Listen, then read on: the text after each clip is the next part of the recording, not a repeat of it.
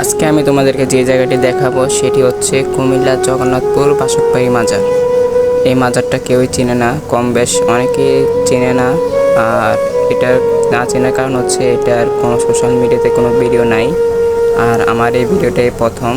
এটা হচ্ছে কুমিল্লা বাসুকবাড়ি মাজার, জগন্নাথপুর এরিয়াতে এটা অবস্থান করেছে। কুমিল্লা জগন্নাথপুর মন্দিরের বিপরীত পাশে একটু ডান দিকে এই বাসুকবাড়ি মাজারটা তৈরি করা হয়েছে।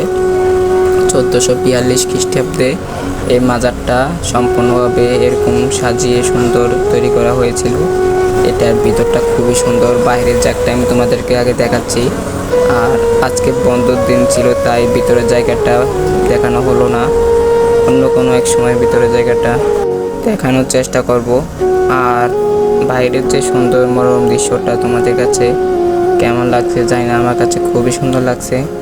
এই যে গাছগুলো দেখতেছো, এটাও মেশিনের মাধ্যমে সাইজ করা হয়। প্রতি সপ্তাহে একবার করে গাছগুলো সাইজ করা হয়, কারণ এটা এর সৌন্দর্য করে তোলে। ভিডিওটা কেমন লাগছে কমেন্ট করে জানাবে। আর আপনাদের কেমন মাজার আছে সেটাও